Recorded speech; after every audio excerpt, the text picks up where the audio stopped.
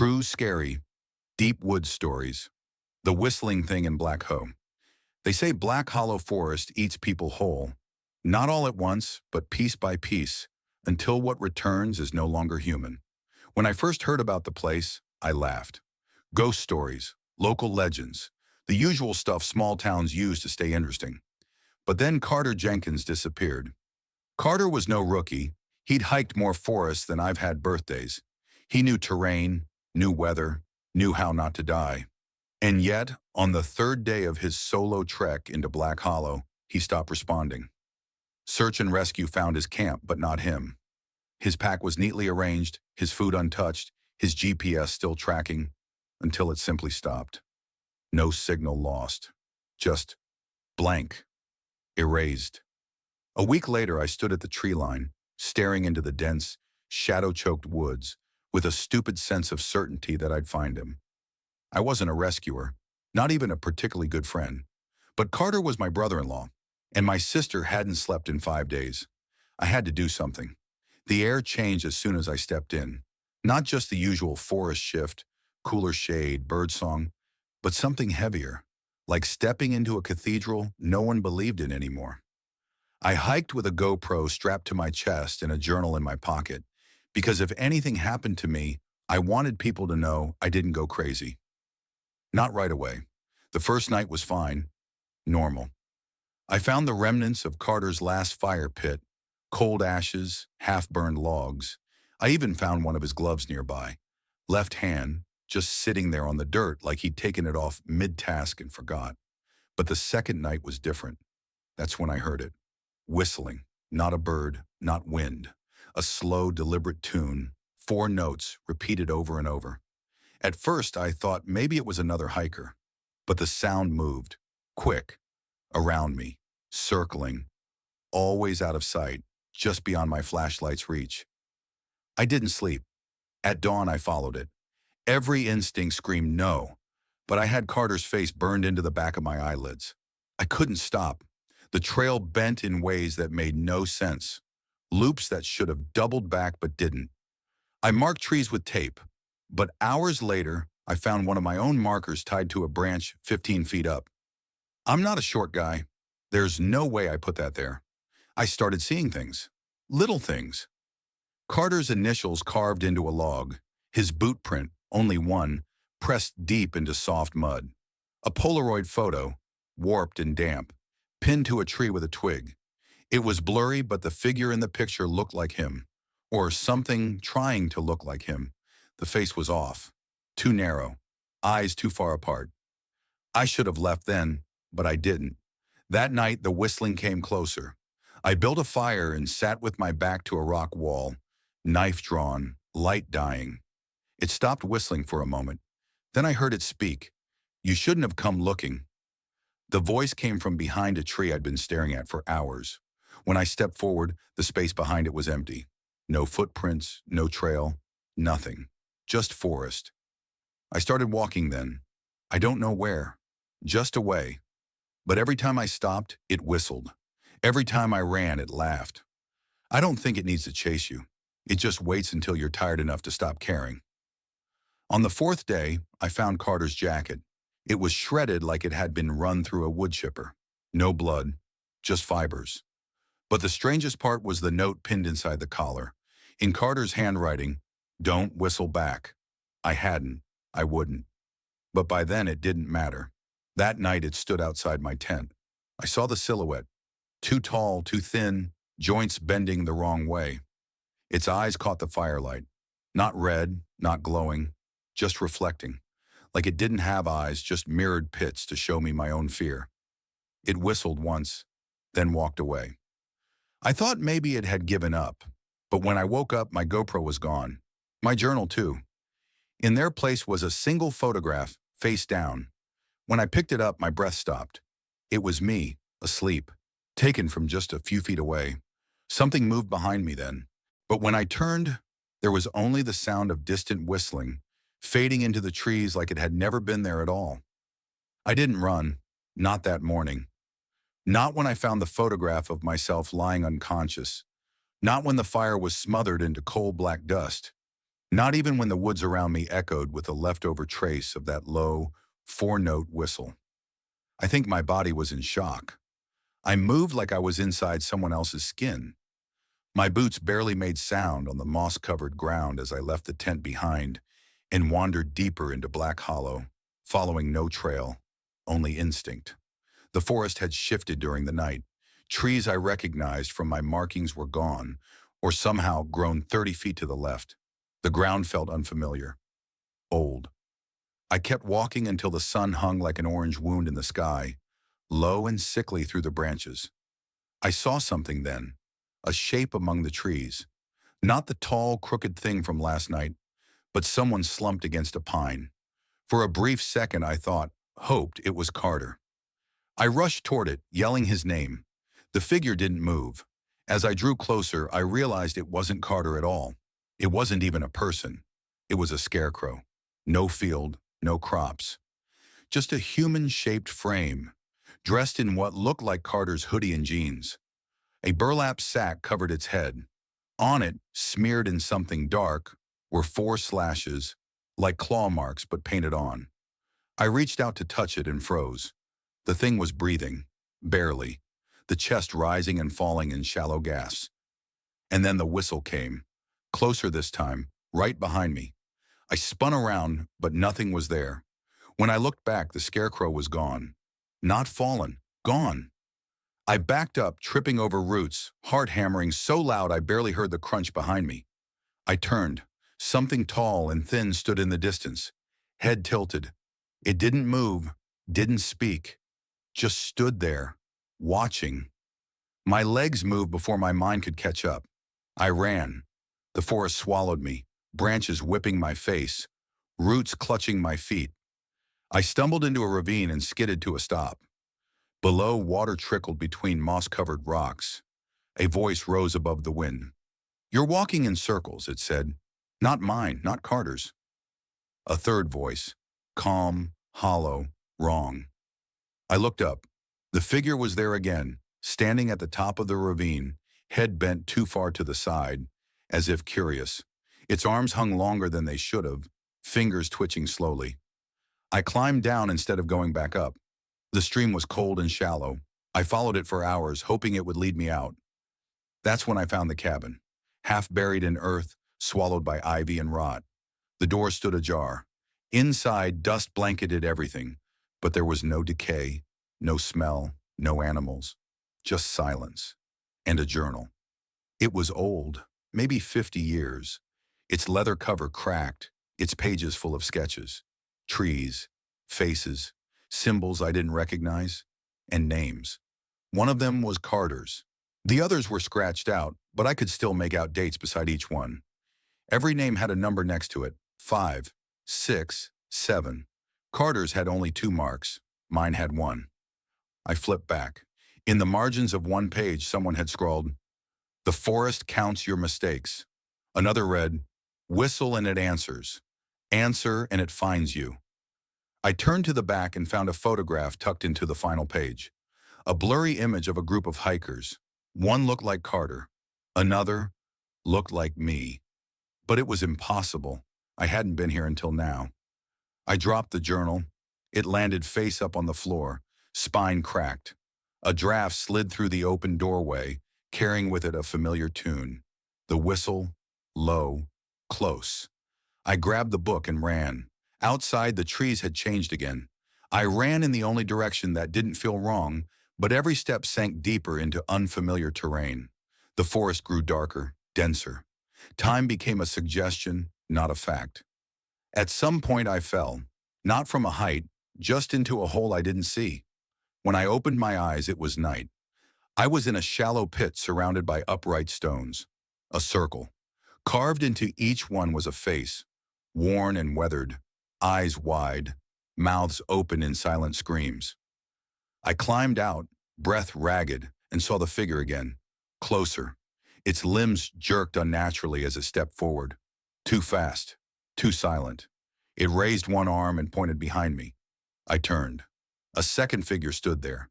This one wore my face, my backpack, my clothes. It didn't move. It didn't blink.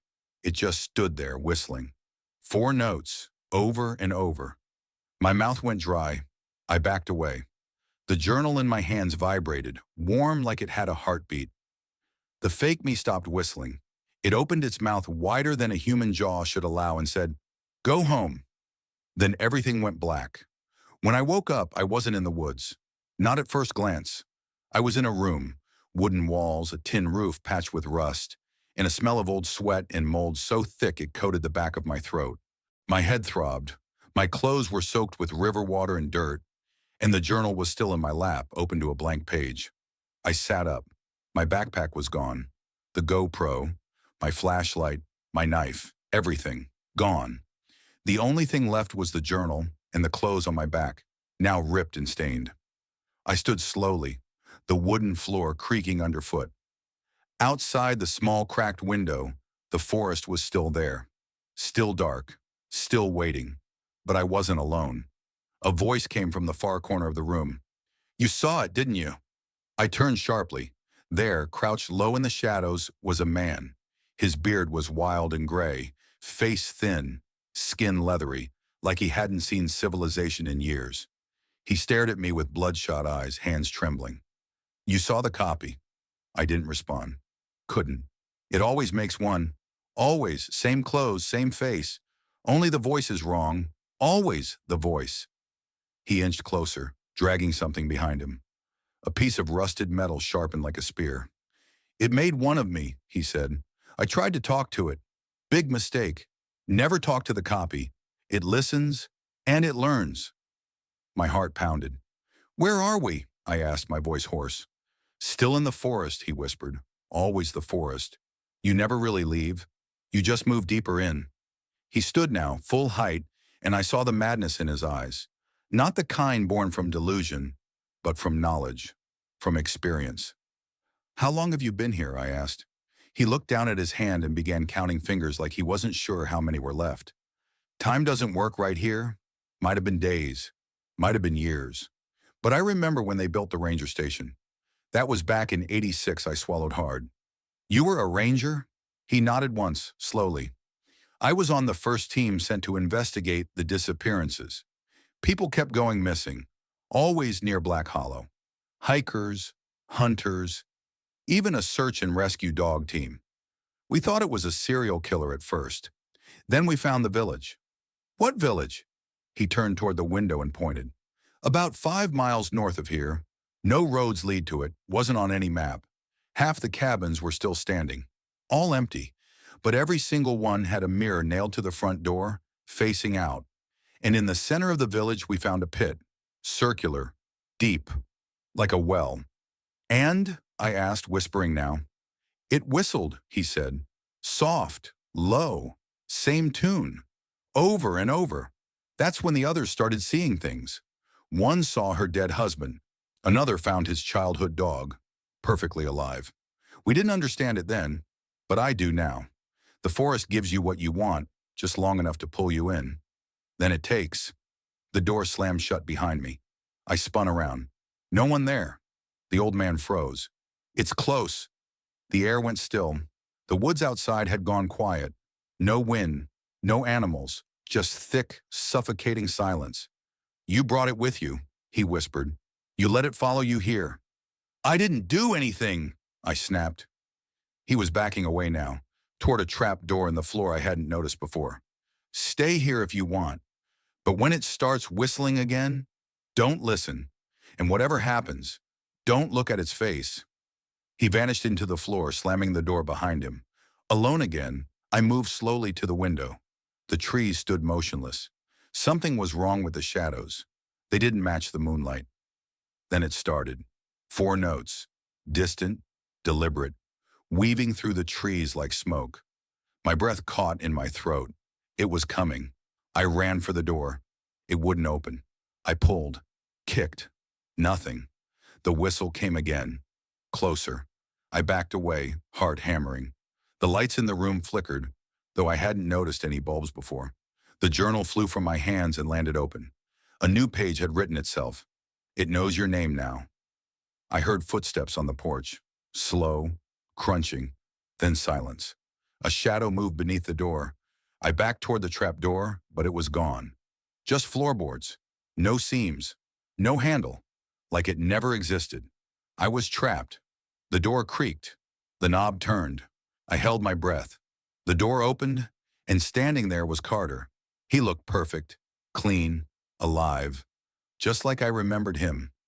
"It's okay," he said. "It's over. You found me." I shook my head. "You're not him." He stepped forward, smiled. "You came for me. I'm so glad you did." His voice was off. Too flat, too smooth.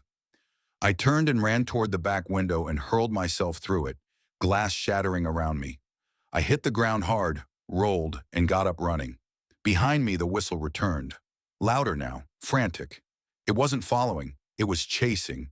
And then I heard something I'll never forget. My own voice. "Stop running." I didn't. I couldn't. The forest twisted, bent. The trees blurred together.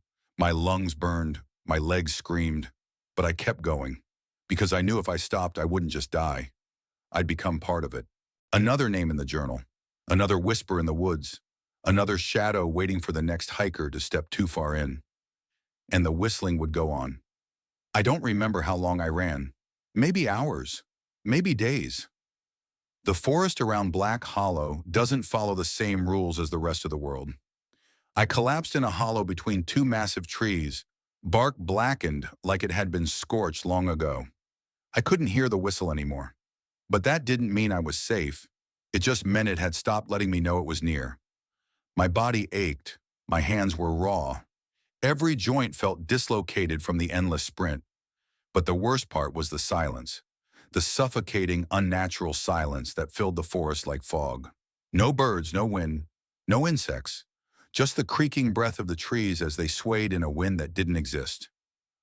I opened the journal again. The page had changed. The ink was fresh. Wet. It read, "They don't breathe like we do. Don't forget that." I stared at it, confused until I heard it. A breath. Not mine. Not close. Not far. Just enough to make the hairs on the back of my neck rise. I stayed still. Perfectly still. And then I saw them. Eyes, dozens of them. Glinting between the trunks like tiny mirrored stones. They didn't blink. Didn't flinch. Just watched. I couldn't see their shapes, but I could hear them. Breathing, but wrong. No rhythm, no lungs. Like air being pushed through a throat full of leaves. I backed away slowly. My foot cracked a twig. The breathing stopped. The eyes disappeared. The forest waited. Then something moved behind me. A hand, long-fingered, wet and pale, brushed against the back of my neck. I screamed and turned to strike. But there was nothing. Only the journal. Open. A new line written. "If they touch you, you won't feel cold. You'll feel nothing at all." I didn't wait. I ran again, blindly, until I burst into a clearing that looked different. Real. A broken sign lay in the grass. Faded letters. "Welcome to St. Aubin. Pop. 214 inches. There was no town. Just skeletons of buildings. Brick shells covered in moss. Rooftops caved in. Windows like black eyes watching me. But the weirdest thing? Every house had a mirror nailed to the front door, all facing outward. I stepped forward, heart pounding, and caught a glimpse of myself in one. Only it wasn't me. My reflection moved slower, blinked out of sync, then smiled while I didn't. I stumbled back. The air grew heavy. I turned and saw them. Shapes in the trees. All wrong. Tall, thin, head cocked too far sideways, arms too long. And they were watching. Every mirror began to rattle, faintly at first, then louder. A wind rushed through the clearing, hot, dry, and reeking of ash. The journal vibrated in my hands. I opened it. One line now. The mirrors hold them out. But not for long. That's when the bells started. Somewhere deeper in the village, a soft chime, like a wind bell, except the air was still. Then another, then another. The shapes retreated. Not vanished, just backed into the woods.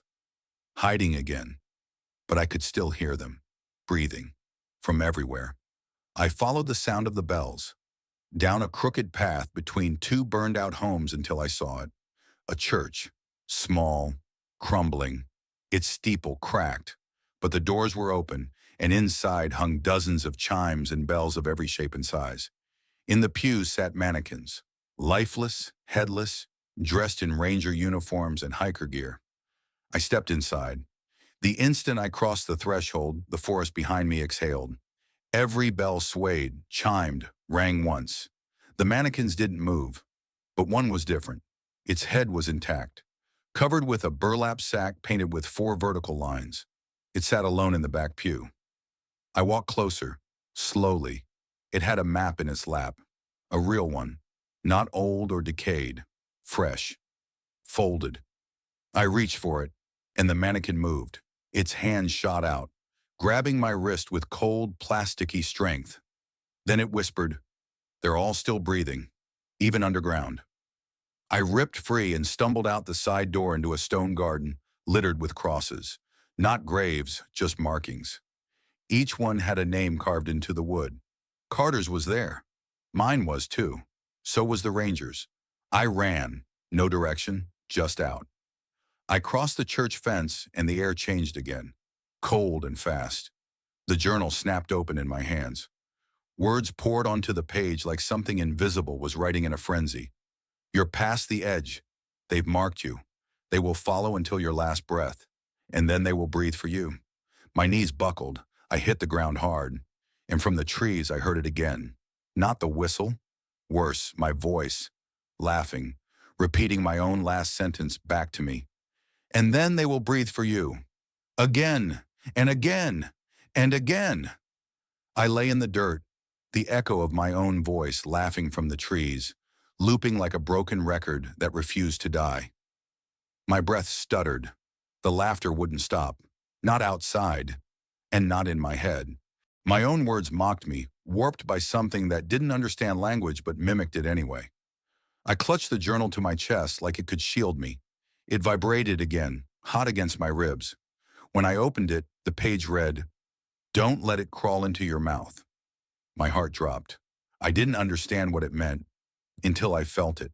A pressure in my throat, a twitch under my tongue. My jaw seized, like something inside wanted out. I screamed and slammed my face into the dirt, choking, trying to cough up whatever was moving under my skin. My vision blurred. Blood filled my mouth, and then it stopped. Gone, like it had never been there. The journal's message faded into the paper. In its place, "Not yet." I stood slowly. Every tree was watching me. Not eyes, not faces. Just the sense that the forest itself was conscious now, aware of me, tracking my movements like prey it had grown bored of playing with. I wandered, aimless, until I found something impossible. A car, half buried in pine needles. A rusted, moss-covered Toyota from the early 2000s, its windows shattered and doors ajar. And next to it, a sign nailed to a tree. Ranger Station, 0.3 miles. I ran toward it, hope surging like blood back into a numb limb. I sprinted through the brush, slashing my legs, tearing my arms on brambles, but I didn't care. I saw it then. A wooden structure with a green tin roof, antenna snapped in half, door hanging open. Inside, the air smelled like copper and wet ash. The lights flickered weakly from an old generator in the corner. There was blood, streaked across the floor, pooling near a broken desk. And there was someone sitting in a chair, slumped forward. I stepped closer. The corpse was desiccated, mummified by time. A name tag still clung to its chest. Ranger Ellis.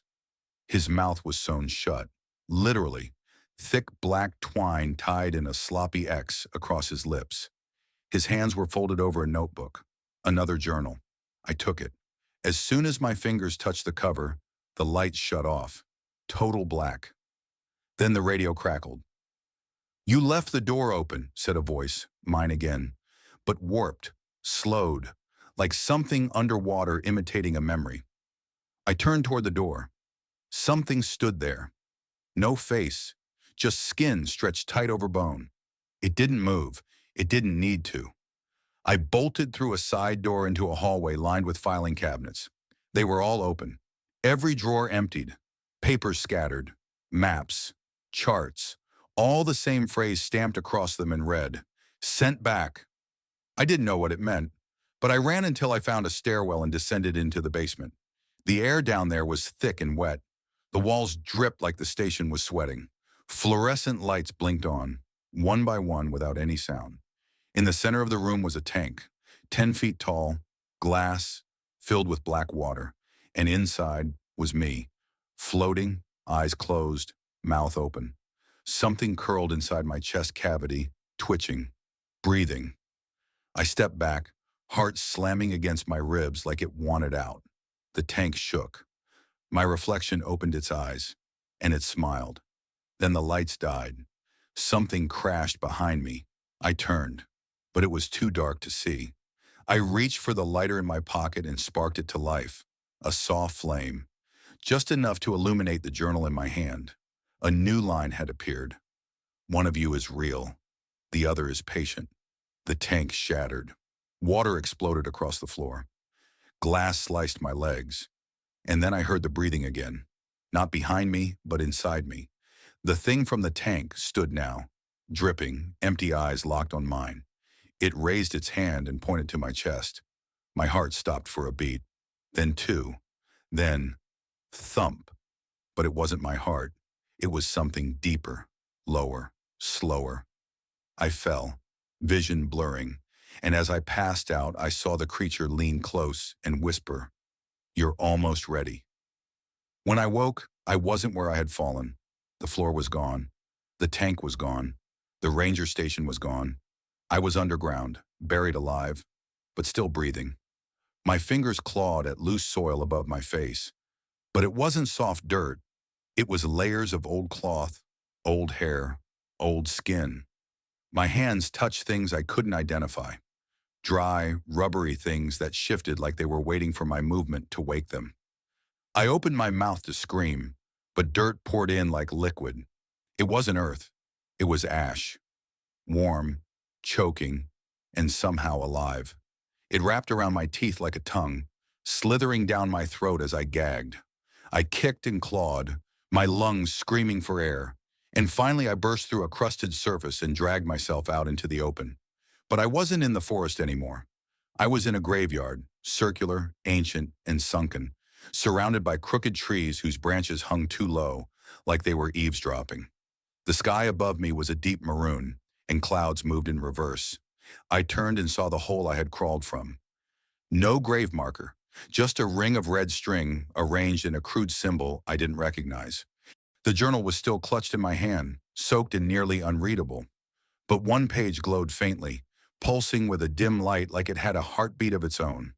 The writing read, "Every breath you take here belongs to something else now." And beneath that, "Don't look up. Never look up." Of course I looked up. I couldn't help it. I expected sky. Instead I saw faces, hundreds of them. Flat, skin-like masks stretched across the upper canopy, mouths open, eyes wide, stitched into the tree limbs like a patchwork quilt of horror.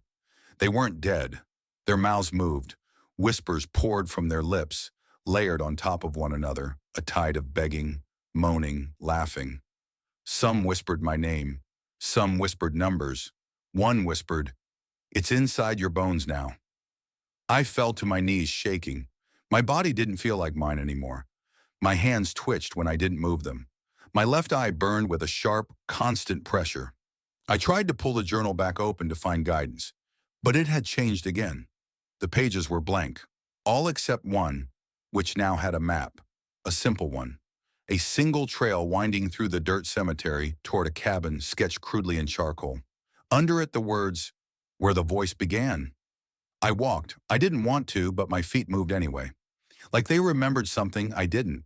Like I was retracing old steps.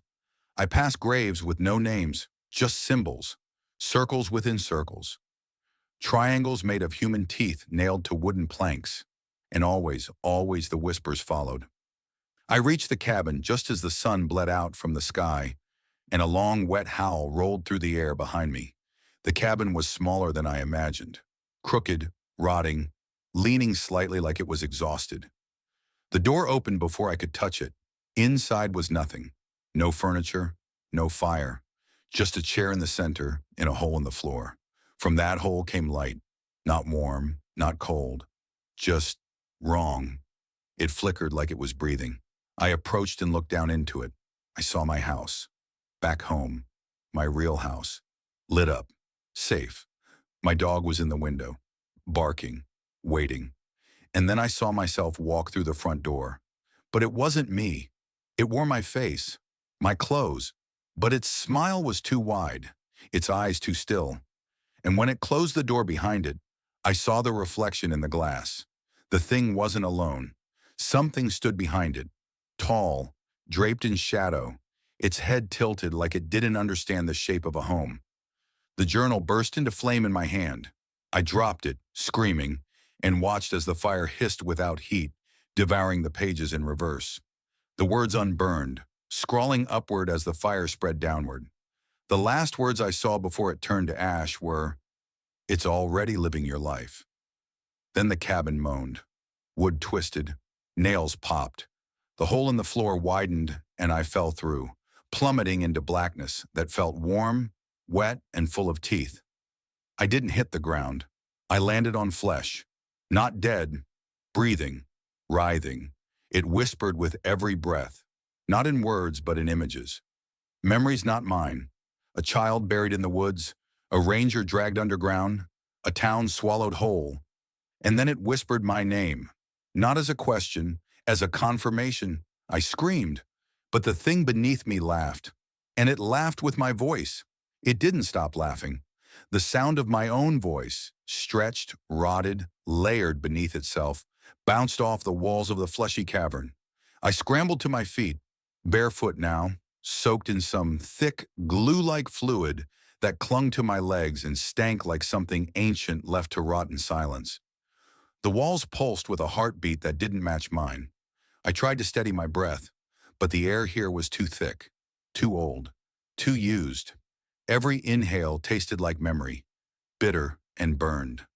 My hands trembled as I reached for my lighter again. When the flame sparked to life, I wished it hadn't. All around me, embedded into the fleshy walls, were faces. Dozens, maybe hundreds.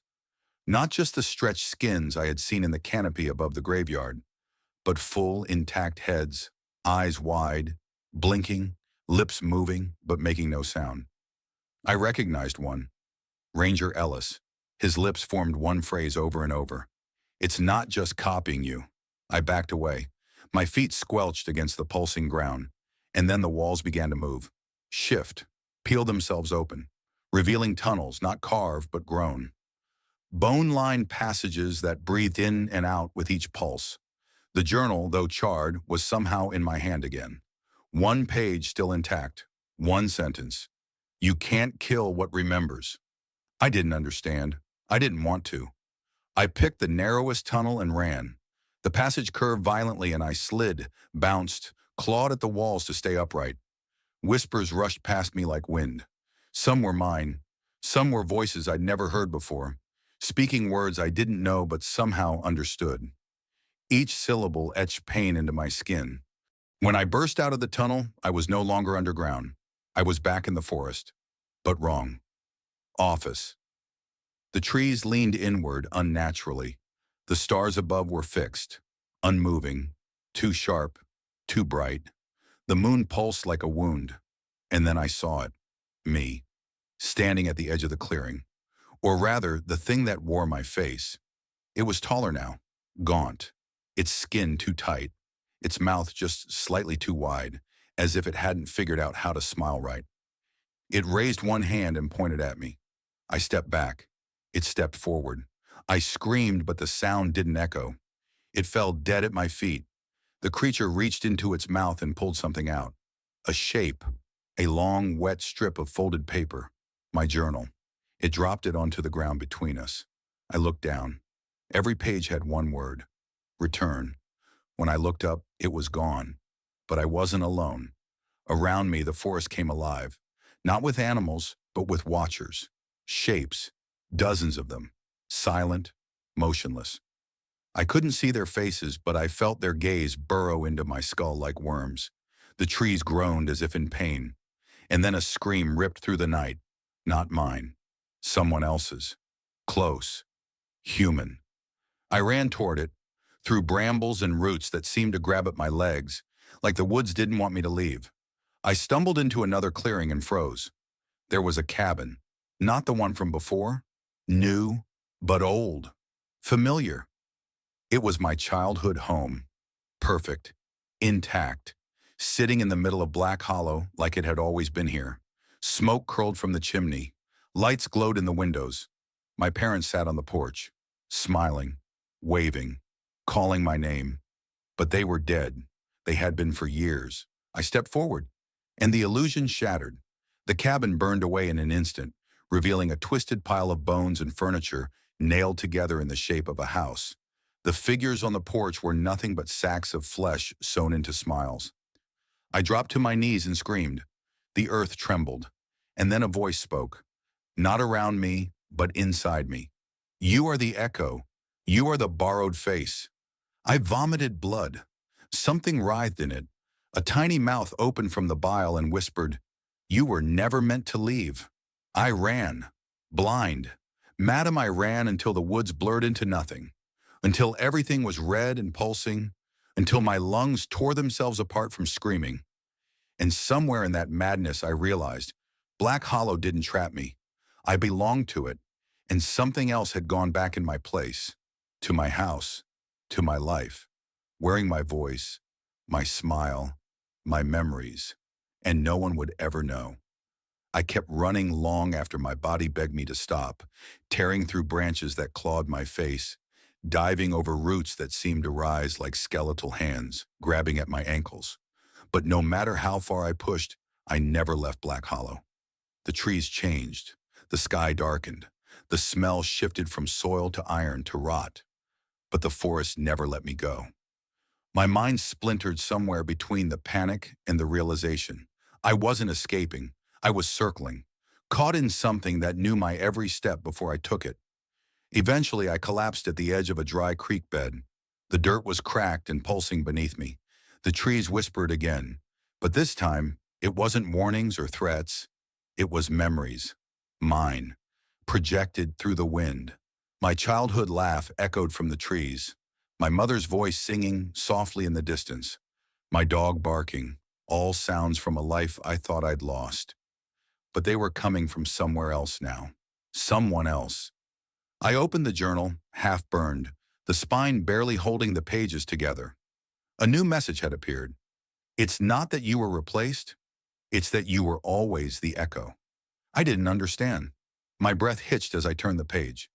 Drawings, pages full of them. Crude sketches of figures with blank faces. A child with no eyes. A man with 3 arms. A woman with no mouth but a jaw hanging open, full of teeth that didn't belong. One image was circled over and over. A man standing in front of a mirror, his reflection turning away. Underneath it, scrawled in thick, frantic ink. The mirror knows. I stumbled forward until I found what could only be described as a shack nailed together from bones and bark. Inside, mirrors lined every wall, some shattered, others dripping a viscous, black substance that hissed as it hit the dirt. I stepped toward one, my reflection shaky, warped. It didn't move when I did. I raised my hand. It didn't. Instead, it grinned. Slow. Cruel. Behind it, in the reflection, I saw my home again. My real one. The kitchen light on. The clock ticking. The front door closed. My reflection leaned close to the glass, put its palm against it. Then it mouthed, "She knows." I didn't know who she was, until I remembered the woman from the journal, the stitched mouth, the pages I hadn't understood. She had warned someone like me, someone before me. I broke the mirror, glass scattered, blood spilled from the cracks, not mine. The journal fell open at my feet. New words burned into the paper.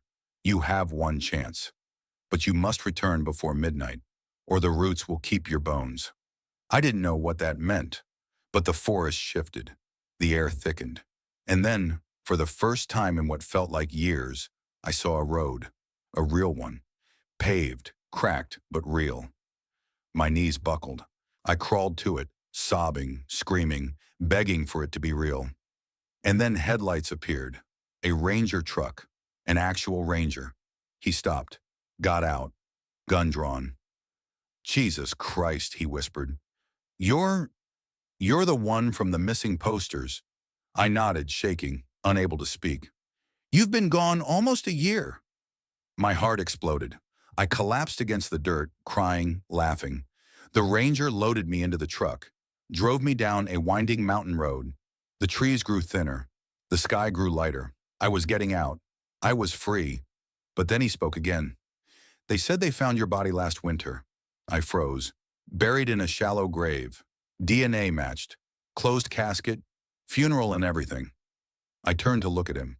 "What?" He didn't answer. His face shifted. Just slightly. Too smooth. Too pale. And his voice changed. Just enough to not be right. "But you already knew that, didn't you?" The truck vanished. The road blinked out like a broken TV screen.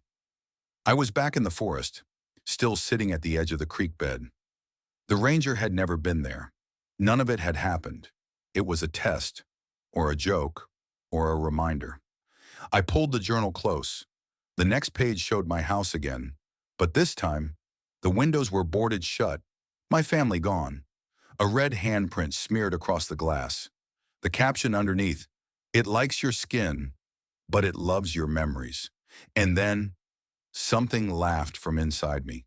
Not a voice, a feeling, a thought that wasn't mine, stretching through my veins like roots beneath rotting soil. The thing that returned home wasn't me, and the longer it wore my face, the more human it became. The laughter inside me wouldn't stop. It didn't sound like me anymore. It had shifted, deeper, wetter, like it came from something with no throat. I clutched my chest, trying to hold it in, but it slithered through my ribs like a parasite that had just woken from hibernation. I screamed until my voice cracked, but the sound only made the trees lean closer. They were listening. They had always been listening. The journal fell from my hand, flapping open like it had been waiting for this exact moment. A new page had appeared. The ink was fresh, glistening like it had just been written in blood. It read, "It has learned to love what you hate. It has kissed your mother. It has eaten your dog. It remembers you better than you ever did." I snapped the journal shut and ran. Not to escape, but to outrun the realization that something else now was me. Black Hollow hadn't just taken me. It had replaced me, perfectly. And now it was feeding on the life I had built, wearing my skin like a souvenir. I stumbled back to the circle of graves, though I had no memory of how I got there. The trees here formed a perfect dome overhead, and in the center stood a figure I recognized instantly. Myself, or what used to be myself. It turned slowly. Its skin shimmered in and out of focus, like it hadn't fully learned how to stay together. Its smile spread too wide. Its eyes were too bright.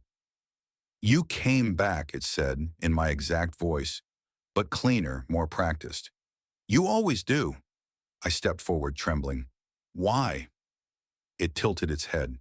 "Because you're the mold. I'm the fruit. You break. I grow." I lunged at it, tackled it into the dirt, fists flying. We rolled over ancient bones, over roots that screamed beneath us. But every blow I landed did nothing. My fists hit flesh, but it was like punching fog. It just laughed. "You don't kill a memory by hating it," it whispered. "You bury it." Suddenly, my hands were buried in the earth, literally, up to the wrists. The soil sucked at my skin, pulling, biting. I screamed, trying to yank free, but it was too strong. The other me stood over me now, looking down like a disappointed parent. "You can't be both the echo and the voice. Choose." I spat dirt and rage. "I choose to kill you." It laughed again, stepping back. Wrong choice. The earth swallowed my arms to the elbows now. Roots wrapped around my biceps like veins tightening into knots. I looked up, and the forest canopy above began to twist. The faces I had seen before now bled. Red tears streaked across their pale skin. Their mouths opened in perfect unison and screamed, my scream, all of them, over and over, a chorus of me. The creature that was me knelt beside me now, its smile gone, its eyes dull. We all came from the same place. There are more like you, like me. We don't leave. We grow back.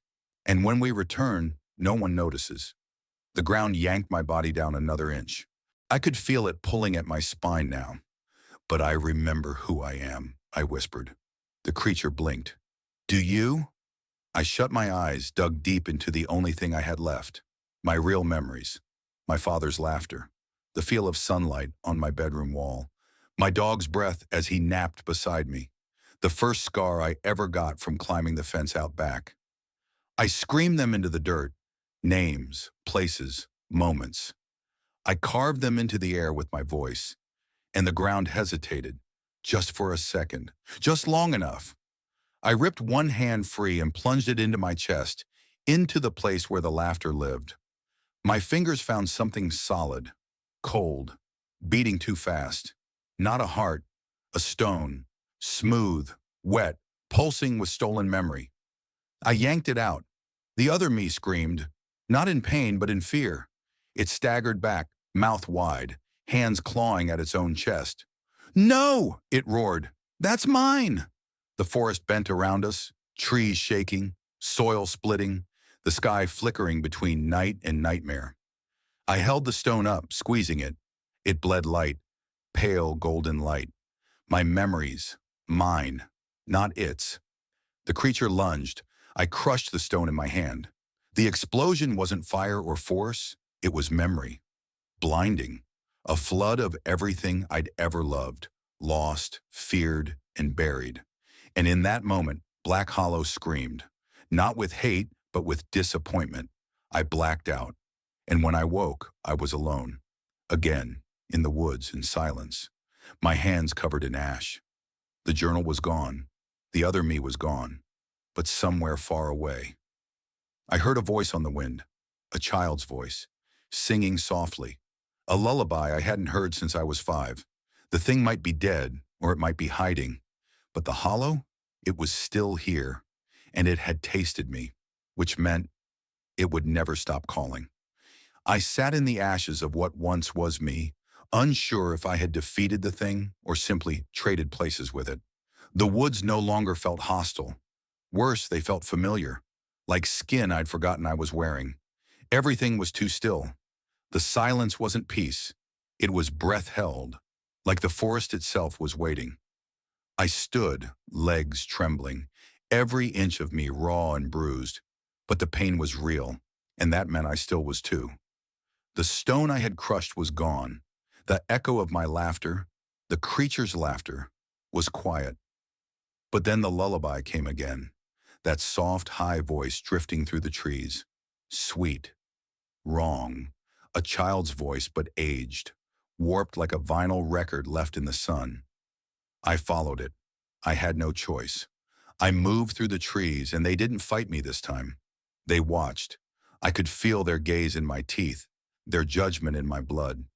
The song led me deeper than I'd ever gone, into the part of Black Hollow that didn't exist on any map. A canyon yawned before me, hidden behind a curtain of branches. I pushed through and stared down into it. The walls were covered in bones, human, animal.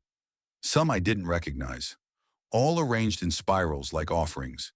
In the center was a pond, pitch black and rippling from beneath. The song came from there, and standing at its edge was the child, no older than 7, pale, hair matted, dressed in nothing but a torn red shirt that read, Camp Hollow 1982. His lips moved, but the sound came from somewhere deeper, from the earth. I stepped down into the canyon, the dirt warm beneath my feet. He turned slowly, and I nearly collapsed. It was me, or what I might have looked like as a child, if I'd never left this place.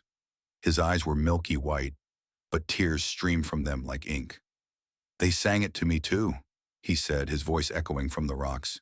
The roots, they never forget. I knelt beside him. What is this place? He pointed to the pond. It's the mouth. It remembers everything that's been fed to it, and it's always hungry. What did it take from you? I asked. He smiled, broken teeth glinting. Nothing. I gave it all freely. I just didn't know it would take my face too. My blood froze. The ground beneath us shifted. The bones in the canyon trembled, knocking together like wind chimes made of death. The surface of the pond parted, not by wind but by something rising, slowly, deliberately. A figure emerged, tall, thin, unmoving. Its body was made of bark, bone, and skin stretched too tight. Its head bore no face, only grooves where eyes and a mouth should be. But it wore something around its neck, my old dog tags. That's not it, the boy whispered. That's what it sends when you get too close. The figure stepped forward and the air grew thick. The boy began to hum again, the same lullaby. The sound made the creature hesitate, twitch. For a moment I thought it was afraid. Then it screamed, not with sound but with pressure, like the woods were collapsing inward. My ears bled. The boy grabbed my hand. If you go any closer, you have to give it something. That's the rule. That's always been the rule. What do I give? I asked. What haven't you already lost? He whispered. The creature took another step. I reached for the journal, but it was gone again. Instead, the ground opened beneath us and we fell. No scream, no wind, just falling. Into memory, into fire, into a scream I didn't realize I'd swallowed.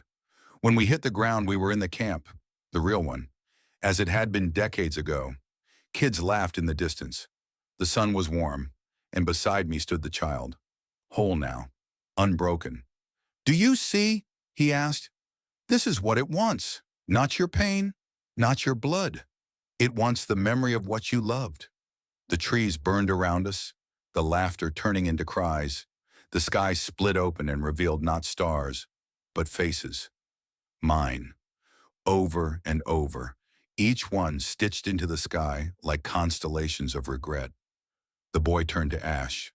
The camp disappeared, and I was alone again. In the canyon, kneeling at the black pond, and this time, something was pulling me in. Hands made of root, of shadow, of voices I'd tried to forget. My mother's, my father's, mine. The creature stood on the edge, still waiting, still wearing no face, and now I understood. It was waiting for mine. I had broken the cycle once, but the hollow wasn't done. It never was. And the lullaby? It was getting louder, because something else was waking up. And it remembered me. The pond wasn't just pulling me in. It was remembering me backwards, unmaking every year of my life with each inch I sank. My arms grew thinner, my fingers smaller. My voice cracked into a child's, and still, the roots dragged me deeper, wrapping around my ribs like they wanted to play my bones, like instruments. I screamed, but the air had no sound now, only the lullaby. It filled the hollow, filled my head, filled the sky. And in its melody were pieces of me I had forgotten. The first lie I told, the moment I realized my father wasn't coming back, the day I stopped believing in heaven. The hollow didn't devour flesh, it devoured identity. And once it learned you well enough to mimic, it didn't need you anymore. I fought upward, arms swinging, but the black water clung like tar, thick with the memories of 1,000 others who had tried and failed to return. I saw them beneath me, children, men, women, all floating just under the surface, their eyes wide, their mouths open in silent screams. Their faces flickered between strangers and people I knew. The deeper I went, the more I forgot who I was. A name came to my lips, but I didn't recognize it. A memory surfaced, but it wasn't mine. I was being replaced, rewritten, pixel by pixel. And then fingers broke the surface, real fingers, human, warm. They gripped my wrist and pulled hard. I burst through the water with a scream that split the forest. On the edge of the pond stood a woman, soaked, pale, eyes hollow, but alive. "You don't belong here," she rasped. "You never did." I coughed black water, struggling to breathe. "Who are you?" "I was the first," she said, "before the hollow learned how to lie, before it learned how to wear us like costumes." Her skin shimmered, shifting for a moment.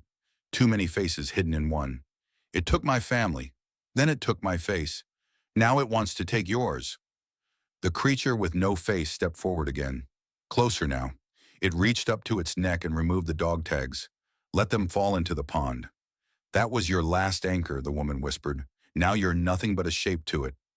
I felt it immediately. The weightlessness. Like I no longer cast a shadow. I looked into the water and saw nothing. No reflection. No outline. Just ripples where I should be. How do I stop it? I asked. You don't, she said, but you can trap it. She pressed something into my palm. Cold, metal, a mirror, cracked down the middle, the glass webbed like a broken memory. It hates to see itself, not the version it shows others. The truth. What truth? I asked. The woman didn't answer. She was already fading, dissolving into dust that blew away with the next breath of wind. The creature stepped into the pond, its bark-like feet not sinking, not stirring even a ripple. I backed away, held up the mirror. Its head twitched, jerked, tilted. Then its arms shot out, not toward me but toward its own body. It tore at itself, clawing at the air where a face should be. The lullaby broke, turned to static, and behind the sound was something older, a voice deeper than language. It said only one thing: return. I lifted the mirror higher. The creature screamed without a mouth. Its arms cracked backward, its chest split open, not with blood, but with light, blinding, golden, warm. It wasn't pain, it was memory, raw, unfiltered. I saw everything it had stolen, every person, every moment, every name. I saw myself as I once was, before the woods, before the scream, before the hollow. I ran at the creature and drove the mirror into its chest. It staggered, collapsed. Roots exploded from the pond, grabbing it, pulling it downward. The water boiled. The air hummed. The trees leaned in, not to watch, but to help. They wanted it gone. They wanted me to bury it. I held its twitching form down as the roots dragged it under. One final scream tore through the sky, and then silence. The pond stilled. The light faded. And I felt myself again, fully real, whole. I turned and crawled back to the canyon's edge. The stars above were normal. The trees were still. And for the first time since the nightmare began, Black Hollow was quiet. I collapsed on the moss, slept, dreamless. When I woke, it was morning, real morning. The sun rising through the trees, birds chirping, no whispers, no echoes. I walked for hours. And finally, I found the ranger station, abandoned but intact. The radios were dead, but on the wall was a mirror, cracked, and in it I saw myself, truly, just me. Behind me through the window, the forest watched, still, calm, but deep beneath the soil, I knew the hollow was only sleeping. Because when you bury a monster made of memory, it never dies. It just waits for someone else to forget who they are. I don't remember falling asleep in the ranger station, but I remember waking up. The scent of burnt cedar clung to the air. Morning sunlight painted long shadows across the floor, yet every one of them stretched in the wrong direction, toward me, as if the forest still hadn't let me go. I stared into the cracked mirror again, expecting the face to shift, expecting it to smile without my consent. But it didn't. My reflection was solid, tired, but still mine, for now. The journal was on the desk beside me, closed, untouched. I hadn't seen it since the canyon. I didn't remember bringing it back. My fingers hovered over the cover. My name was scratched into it now. Deep, fresh, bleeding ink. Not my handwriting. I opened it. Every page was blank, except the last. A new entry. If you've made it this far, it already knows your face. Run all you want. Burn the woods. Burn the world. It remembers. It always remembers. And it forgives nothing. Below that, a crude drawing. Me standing at a trailhead with something enormous curled in the trees behind me. I slammed it shut. No more clues. No more games. I grabbed the old trail map pinned to the corkboard and traced my way out. There had to be a road nearby, a phone, a ranger station that hadn't been swallowed by myth. I packed a bag, journal, mirror, a flare gun, my last bottle of water. Then I stepped out and saw it, the trail, freshly cleared, as if someone had trimmed back the brush just this morning. The sign said Crescent Path, not listed on the map, but I knew it hadn't been there yesterday. My breath caught. Something about that name. It whispered like an old friend and a threat at the same time. The birds had stopped singing. My shadow shifted. Longer. Too long. I should have gone the other way. But I didn't. The trail pulled at me. Each step deeper was harder to take and harder to stop. I passed stone markers I'd never seen before, all etched with names. Some of them I recognized. The boy in the red shirt, the woman from the pond, my father, my own name, carved in deeper than the rest. The air grew colder. The sun blinked in and out through the trees like it was being devoured by moving branches. I heard my name behind me once, twice, then closer. I refused to look back. That's what it wanted. That's always what it wanted. Halfway down the trail, I came to a clearing. At its center was a cabin. Not old, not ruined, brand new. Too new. The kind of new that doesn't belong in the woods, like it had been built from memory alone. The front door creaked open. Inside, every surface was covered in mirrors. Dozens of them, all different sizes. None of them showed me. Just the forest, just the hollow, moving, shifting, smiling, a voice behind me. You made it home. I spun, no one there, just one final mirror, leaning against the far wall. This one showed me, but not me. I was smiling, mouth too wide, eyes too white. I spoke without speaking. We never left. You just forgot we were here. I hurled the mirror across the room. It shattered into 1,000 silver teeth. The room trembled. The walls pulsed. The air rippled like heat rising from a grave. Then the mirrors began to whisper. My secrets, my regrets, my guilt. Every moment I wanted buried was now loud, real, echoing. I dropped to my knees, covered my ears, screamed. But it was inside me now. The guilt, the fear, the hollow. A trap not made of branches but of memory. That's what it had always been. Not a forest, a prison of the mind. A loop of grief that grew flesh and learned to hunt. I opened the journal again. Pages were filling on their own. Sketches of me, walking in circles. Pages of my handwriting, though I hadn't written. One line repeated over and over. You are what you leave behind. And then, silence. The mirrors faded. The air cleared. The cabin disappeared. I stood in a field. Daylight. Real. I heard cars in the distance. Civilization, a way out. But I didn't move, because at my feet was a stone marker. My name. Again, freshly carved. Beneath it, the dirt stirred. Something was waiting. Not to chase, not to drag, but to offer. My place. My turn. I stepped back. Once. Twice. Then I ran. I didn't look back. Not when the forest roared. Not when the laughter returned. Not when the ground trembled. I ran until my legs bled. Until I saw pavement. Until I stumbled onto the road, collapsed and screamed into the sky. A truck pulled over. A man helped me up. Asked if I was okay. I nodded, though my voice was gone. I asked where I was. He gave me a name. A town. Far from where I started. He said I was lucky to be alive. I didn't feel lucky. Not with the journal in my hand.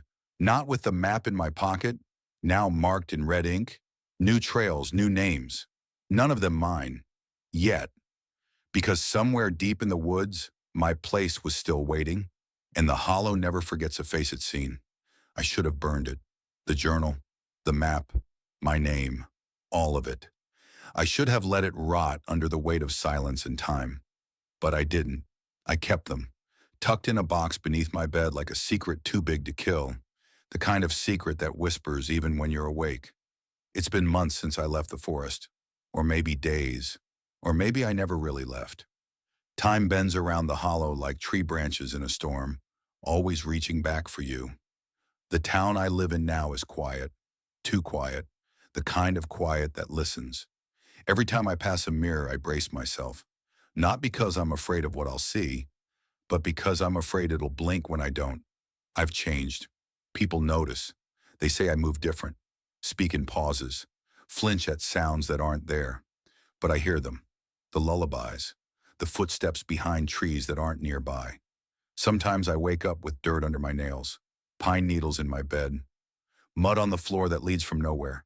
I live far from the forest, but it lives closer to me. The journal's pages won't stop filling. New ones, names I don't know, coordinates, symbols, faces. Some of them I've seen before, on milk cartons, on missing posters, in nightmares. Some of them are mine, versions of me, laughing, screaming, disappearing. I tried to show someone once, a therapist. She flipped through the pages and smiled like I was telling a story. She called it creative trauma response. She said, "You're writing yourself into safety." She never came back after our second session.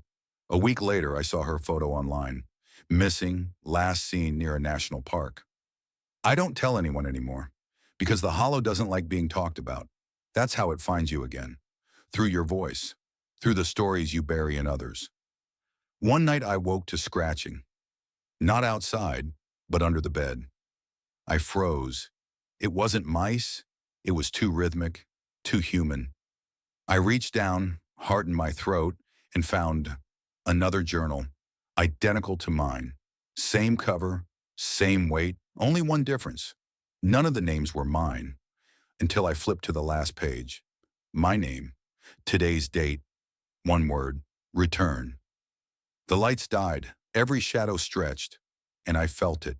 The trees coming back, inside the walls, in the corners of the room, growing toward me like they'd never left. I grabbed my bag, mirror, flares, journal. I didn't pack anything else. I knew it wouldn't matter, because it doesn't matter how far you run. If the hollow has your name, it knows your scent, your silence, your guilt. It feeds on the memory of the moment you looked away. I got in my truck and drove, headlights off, roads unmarked. It didn't take long. Somehow it never does. The forest was there, waiting, taller, hungrier. And just before I crossed the threshold, I saw a new sign nailed to a tree. "Welcome back." The forest swallowed me whole, and I let it. Because there are two kinds of people who leave the hollow. The ones it lets go, and the ones it lets rot inside until they want to come back. I don't know which one I am. Maybe I'm both. Maybe we all are. But I'll find the root this time, the real heart. I'll burn it. I'll bury it. I'll end it. Or it'll end me. Either way, I won't be forgotten. I stepped off the road and into the dark. The trail welcomed me like an old friend wearing too many faces. And the last sound I heard before the trees closed behind me was the lullaby. Louder, clearer, sung in my own voice. Because the hollow doesn't haunt you, it becomes you. And the scariest part? I wasn't afraid anymore. I was home.